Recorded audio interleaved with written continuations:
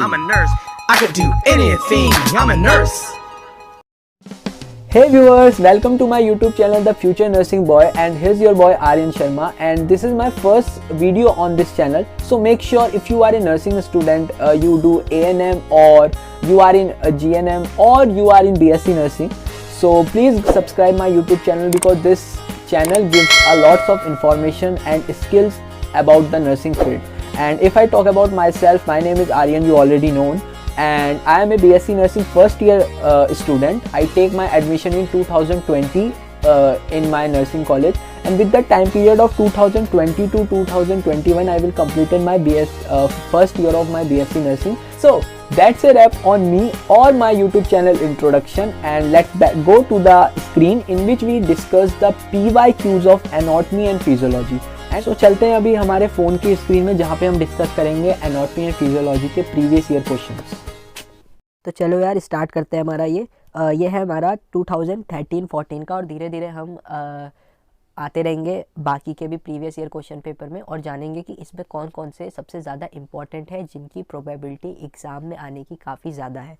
वैसे तो ये सारे क्वेश्चन रिपीट होते रहते हैं, और कुछ क्वेश्चन होते हैं 10-15 मार्क्स में, या कभी कभी ज़्यादा मार्क्स में भी, जो काफ़ी ज़्यादा आते तो नहीं है, बट कभी कभी अगर एग्ज़ामिनर का मन कर गया तो वो चीज़ें वो डाल भी देता है। तो it depend on the examiner mind, वो क्या किस तरीके से पेपर बनाता है। बट ये वो क्वेश्चन है जो हमेशा आते ही आते हैं। तो जब भी आप एग्ज़ाम आपके आने वाले, चाहे आप गवर्नमेंट कॉलेज से हो चाहे आप प्राइवेट कॉलेज से हो, ये क्वेश्चन तो भाई करके ही जाना।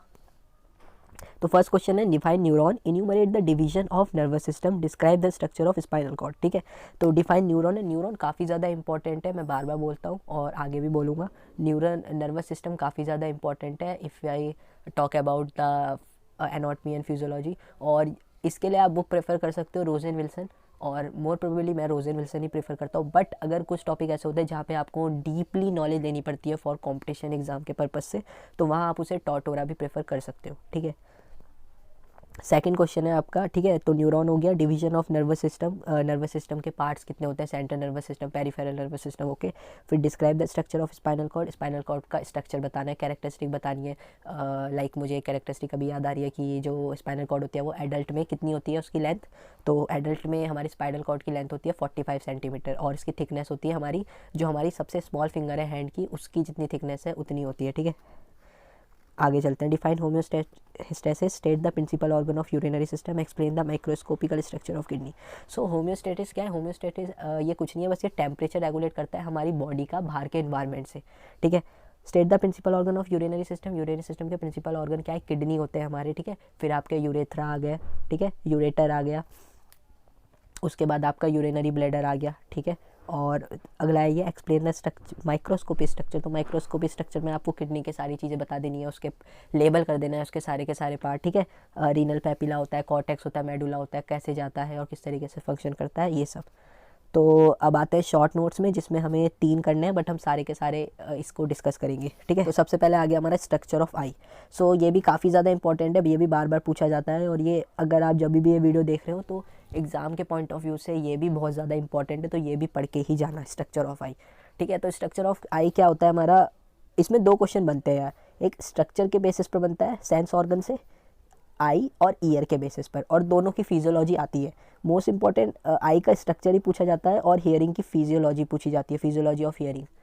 तो दोनों का स्ट्रक्चर और दोनों की फिजियोलॉजी पढ़ के जाना बहुत ज़्यादा, मतलब ऐसा नहीं है कि बहुत खतरनाक है या आपको समझ में नहीं आएगी, बहुत ज़्यादा ईजी भी नहीं है, बट हाँ अगर आप एक बार उसे ढंग से पढ़ोगे तो आपको इजीली अंडरस्टूड हो जाएगी कि कहना क्या चाह रहा है। तो आई में कुछ नहीं होता यार, जैसा कि हमने 12th में पढ़ा हुआ है, कॉर्निया होता है, प्यूपिल होता है, लेंस होते हैं, और किस हिसाब से लाइट बैंड होती है और किस तरीके से रेटिना में जाती है, किस तरह वो विजुअल जो भी हमारी सिग्नल्स होते हैं उसको इलेक्ट्रिकल सिग्नल्स में कन्वर्ट करता है ब्रेन पे, फिर जाके हम वो चीज़, हमारा ब्रेन उस चीज़ को रिकॉग्नाइज कर पाता है और हम चीज़ें देख पाते हैं।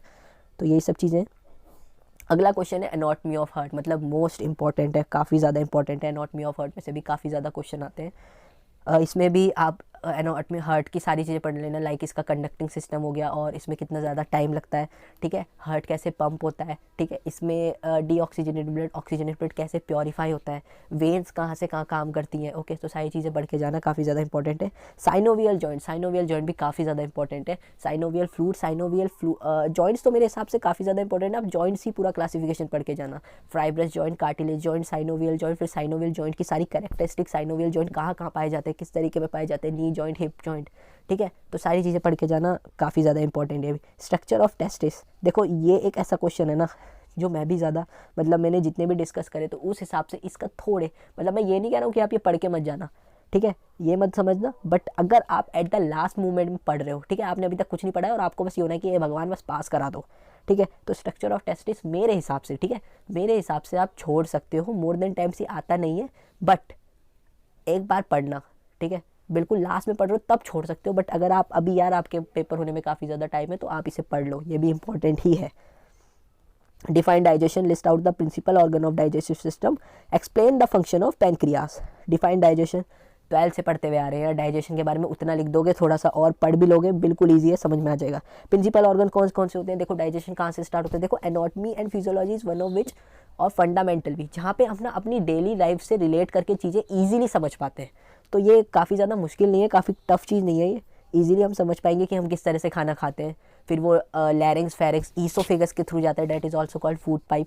फूड पाइप में कंस्ट्रक्शन, रिलैक्सेशन होती है जिसकी वजह से हमारा फूड होता है वो मूवमेंट करता है, उसके बाद वो स्टमक पे जाता है, देन वहाँ से duodenum, jejunum, ileum, small intestine, large intestine, absorption in small intestine, layers of small intestine and large intestine, फिर दोबारा एनएस में जाता है हमारा, और काफ़ी ज़्यादा पॉइंट होता है, लीवर का क्या काम है एट दैट टाइम, पेनक्रियास का क्या काम है, स्प्लीन का क्या काम है वहाँ पे, तो ये काफ़ी चीज़ें होती हैं, ठीक है, ये सारी चीज़ें पढ़ के जाना। और एक्सप्लेन, देखो अगला क्वेश्चन ये आ गया, explain the function of pancreas, ये भी काफ़ी ज़्यादा इंपॉर्टेंट है। एक चीज़ समझ पा रहे हो तुम, डिफाइन डाइजेशन इसने 2 नंबर में पूछा है, list out the principal organ of digestive system इसने 3 नंबर में पूछा है, तो इन दोनों में आपको थोड़ा भी बहुत भी आता है ना तो वो चल जाएगा काम। अब explain the function of pancreas, यहाँ पे तुम्हें काफ़ी ज़्यादा पैनक्रियास के बारे में लिखना है, लाइक इसका वेट क्या है, ये दोनों तरीके से काम करता है, act as endocrine as well as exocrine gland की तरह काम करता है, कौन कौन से जूस सिक्रीट करता है, एंडोक्राइन से कौन से करता है, एक्सोक्राइन से कौन से करता है, ओके, तो वो भी ज़्यादा काफ़ी इंपॉर्टेंट है। Define respiration, enlist the principal organ of respiratory system, describe the physiology of respiration, काफ़ी ज़्यादा इंपॉर्टेंट है रेस्पिरेशन भी। हमारा ट्रैकिया हो गया, ट्रैकिया के बाद लंग्स हो गया, ब्रोंकाई, ब्रोंक्यूल्स, एल्वियोलाई, और काफ़ी ज़्यादा इंपॉर्टेंट चीज़ें हैं, तो वो सारी चीज़ें पढ़ के जाना हमारी। इसमें एक और क्वेश्चन आता है muscles contraction of respiration system, तो वो भी काफ़ी ज़्यादा इंपॉर्टेंट है, ठीक है। फिजियोलॉजी ऑफ रेस्पिरेशन, ये भी कि हम सांस किस तरह से लेते हैं, वो एयर कैसे जाती है, फिर वो प्योरीफाई कहाँ से होती है, एल्वियोली, ब्रोंकियल्स, मैंने पढ़ा नहीं है ये काफ़ी टाइम से, तो मुझे एक बार रिवाइज करना पड़ेगा, तो ये भी काफ़ी इंपॉर्टेंट है एग्जाम के पॉइंट ऑफ व्यू से। Right short notes on any 3। Physiology of hearing, mechanism of muscle contraction, देखो मसल कॉन्ट्रैक्शन पे क्वेश्चन हो गया, बट ये रेस्पिरेशन का नहीं पूछ रहा है, ये पूरी बॉडी का पूछ रहा है। Function of spleen, regulation of body temperature, blood clotting mechanism, देखो ब्लड क्लॉटिंग मैकेनिज्म पढ़ सकते हो, बट मोस्ट इंपॉर्टेंट कैटेगरी में मैं इसे नहीं डालूंगा। रेगुलेशन ऑफ बॉडी टेम्परेचर, देखो हमने हमने ये पढ़ा था, ठीक है, homeostasis. Regulation of body temperature same वही है, बट यार एक बस यही होता है कि स्टूडेंट किस हिसाब से दिमाग लगा के वो चीज़ लिख पाता है, that is the most important thing.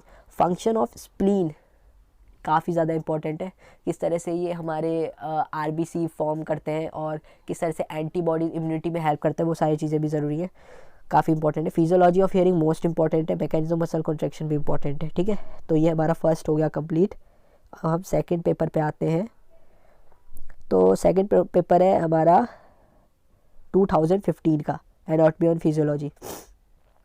Define cell, बहुत इंपॉर्टेंट, टुच्चा सवाल, आराम से कर लोगे। फंक्शन ऑफ सेल बहुत ईजी है, आ जाएगा। डिस्क्राइब स्ट्रक्चर ऑफ सेल, देखो ये है तुम्हारी किस्मत की, एक क्वेश्चन अगर तुम्हारे बन गए तो तुम इजीली मार्क्स गेन कर सकते हो, मतलब ये वो क्वेश्चन होते हैं जब हम स्टार्टिंग में नर्सिंग में आते हैं, तो ये सारी चीज़ें फर्स्ट चैप्टर में ही है, फर्स्ट सेकंड चैप्टर में। और बायोकेमिस्ट्री में भी हमें स्टार्टिंग में यही चीज़ पढ़नी पड़ती है, एज वेल एज हमें एनाटॉमी में भी यही चीज़ें पढ़नी पड़ती है, तो बहुत अच्छा रिवीजन हो जाता है इसका, और बार बार ये चीज़ें यूज़ करते करते ना ये बस रट जाती हैं। तो it's depend on your luck कि अगर वो चीज़ें तुम्हारे पेपर में आई तो काफ़ी ज़्यादा अच्छी बात है। एंडोक्राइन ग्लैंड्स कौन कौन सी होती है, इनलिस्ट एंडोक्राइन ग्लैंड्स, ओके, तो सारी चीज़ें वो एंडोक्राइन ग्लैंड्स की हमें पढ़ लेनी है। सबसे पहले पूरा इसका क्लासिफिकेशन की तरह समझो यार चीज़ों को ना, एक स्टोरी के रूप में समझो। ओके, हाइपोथैलेमस है, पिट्यूटरी ग्लैंड है, फिर anterior pituitary, posterior pituitary, anterior pituitary कौन कौन से ग्लैंड से हार्मोन सिक्रेट करती है, फिर वहाँ से कौन से होता है positive mechanism, negative mechanism. Ross and Wilson से पढ़ोगे काफ़ी ईजिली याद हो जाएगा। इजी लैंग्वेज तो नहीं कहूँगा उसे, बट हाँ एक बार पढ़ोगे 2 बार पढ़ोगे इजीली लर्न भी हो जाएगा। और बहुत डीप नॉलेज लेनी है तुम्हें इसमें, कंपटीशन लेवल की तैयारी अभी से कर रहे हो तो वो टॉर्टोरा प्रेफर करो यार, वो भी काफ़ी ज़्यादा अच्छी बुक है, काफ़ी ज़्यादा अच्छी बुक है, डायग्रामेटिक पॉइंट ऑफ व्यू से भी और थ्योरेटिकल पॉइंट ऑफ व्यू से भी। ठीक है, ये चीज़ें हो गई हमारी एंडोक्राइन ग्लैंड के बारे में। एंडोक्राइन ग्लैंड हो गई, action of hormone secreted by pituitary gland. तो जो हमारा स्वेटेड वो होता है पिट्यूटरी ग्लैंड होती है, उसमें hormone secreted by pituitary gland, तो वो किस तरीके से काम करता है इसमें ये पूरा एक्शन बताना है हमें। ठीक है, पॉजिटिव नेगेटिव मैकेनिज्म भी उसमें चीज़ें आएंगी। ठीक है, किस तरीके से काम करता है। Right short notes on any 3 of the following. Classification of joint, मैंने बताया था ये चीज़ याद करके जाना। Fibrous joint, cartilage joint, synovial joint. Fibrous joint कौन कौन से होते हैं, कार्टिलेज जॉइंट कौन कौन से होते हैं, साइनोवियल जॉइंट कौन कौन से होते हैं, कैरेक्टरिस्टिक्स ऑफ साइनोवियल जॉइंट, और साइनोवियल जॉइंट बॉडी में कहाँ कहाँ पाए जाते हैं। ठीक है, पैनक्रियास, दोबारा से क्वेश्चन आ गया, फर्स्ट उसमें भी आया था इसमें भी आया है। पैनक्रियास का फंक्शन क्या है, फिर से बता रहा हूँ, पैनक्रियास का वेट याद कर लेना। कैरेक्टरिस्टिक्स क्या होती है, एक्सोक्राइन भी काम करता है, एंडोक्राइन भी काम करता है। एक्सोक्राइन में कौन सी चीज़ें सिक्रीट करता है, एंडोक्राइन में कौन सी चीज़ें सिक्रीट करता है। स्ट्रक्चर ऑफ न्यूरॉन, दोबारा से वही क्वेश्चन आ गया। डाइजेस्टिव सिस्टम, दोबारा से वही क्वेश्चन आ गया। देखो चीज़ें देख रहे हो कि काफ़ी चीज़ें कितनी बार रिपीट हो रही है। डिफाइन कार्डियक आउटपुट, हार्ट से रिलेटेड है। एनाटॉमी ऑफ हार्ट किसी याद होगा तो मैंने फर्स्ट टाइम में बताया था एनाटॉमी हार्ट, तो वो काफ़ी सारी चीज़ें पढ़ के जाओगे तो इसका भी जवाब इजीली दे दोगे। Right, factors affecting heart rate, बहुत इजी है। हमारा टेम्परेचर हो गया, कुछ चीज़ें आप अपने लाइफ को प्रेफर करके कर सकते हो। रियल लाइफ से ब्लड प्रेशर हो गया। ठीक है, और क्या क्या चीज़ें हो सकती है कमेंट डाउन में ज़रूर लिखना। ठीक है, जो भी चीज़ें तुम्हें लगती है हार्ट रेट किस किस वजह से अफेक्ट हो सकता है। ठीक है, और explain the conducting system of heart, conduct कैसे करता है, मतलब कि कहाँ से ब्लड पंप होता है। ठीक है, superior vena cava, inferior vena cava से डीऑक्सीजनेटेड ब्लड राइट एट्रियम में जाता है, राइट एट्रियम से लेफ्ट राइट वेंट्रिकल में जाना है। ये चीज़ें रट लो बिल्कुल ढंग से, हर एक पार्ट जो हार्ट की लेयर्स होती है कौन कौन सी होती है। ठीक है, और पुरकेंजी फाइबर्स, इसमें किस तरीके से सिग्नल्स जाते हैं, किस तरीके से काम करता है, काफ़ी चीज़ें ये ज़रूर पढ़ना। सेंसेस हमारे हो गए, हमारे स्पेशल सेंसेस में ईयर और आई, ये 2 मेन इंपॉर्टेंट है, बाकी चीज़ों के बारे में पढ़ने को नहीं बोलूँगा।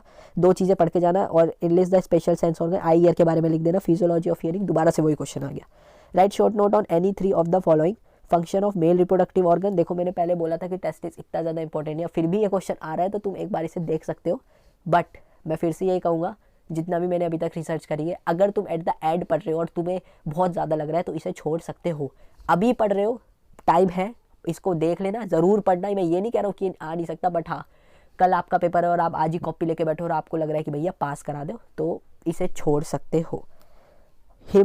स्ट्रेसेस, और इसमें एक और क्वेश्चन आता है रिप्रोडक्शन साइकिल के, मेंस्ट्रुअल साइकिल और फीमेल रिप्रोडक्टिव सिस्टम। यार वो 2 चीज़ ज़रूर पढ़ के जाना, वो 2 चीज़ काफ़ी ज़्यादा इंपॉर्टेंट है एग्जाम के पॉइंट ऑफ व्यू से। हीमोस्टेसिस दोबारा आ गया, प्रोसेस ऑफ रेस्पिरेशन दोबारा आ गया, फंक्शन ऑफ स्किन काफ़ी ज़्यादा इंपॉर्टेंट है और तुम इसे ईजिली कर भी पाओगे। क्या करना है सॉरी, डायग्राम बना दो स्किन का।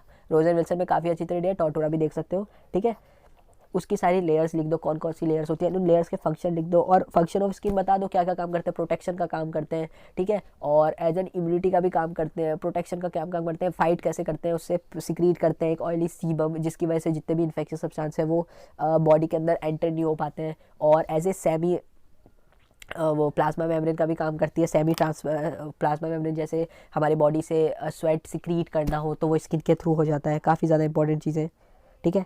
सेंसरी ऑर्गन है काफ़ी ज़्यादा।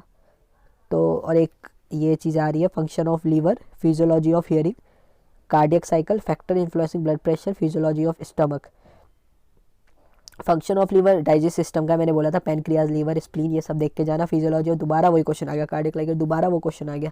फैक्टर इन्फ्लुएंसिंग ब्लड प्रेशर, ये क्वेश्चन में तुम अपने आप बना सकते हो कि ब्लड प्रेशर किस तरीके से बढ़ सकता है। देखो यार, टेम्परेचर से भी बढ़ सकता है। ब्लड का प्रेशर किस तरह से बढ़ रहा है, अगर वैसो कॉन्स्ट्रिक्शन हो गया, वेन्स में वैसो डायलेशन हो गया, उन वजह से भी प्रेशर बढ़ सकता है। फिजियोलॉजी ऑफ स्टमक, स्टमक की लेयर्स, स्टमक ज़रूर पढ़ लेना यार डीपली। तो मैं स्टमक के लिए तुम्हें डाइजेस्टिव सिस्टम के लिए मैं स्पेशली बोलना चाहूँगा कि टॉर्टोरा से पढ़ो, क्योंकि उसमें हर एक ऑर्गन का बहुत डीपली दिया है। लाइक उसमें कौन कौन सी लेयर्स होती है, स्टमक की कौन कौन सी लेयर्स होती है, किस तरीके से प्रिवेंट करा जा सकता है, ठीक है। फिर आगे हमारा ओके ये इस तरीके से दिया है, तो इसे मैं इस तरीके से पढ़ूंगा क्योंकि ये कुछ चीज़ें ऐसी हैं। तो यार अपना फ़ोन टिल्ट कर लेना। डिफाइन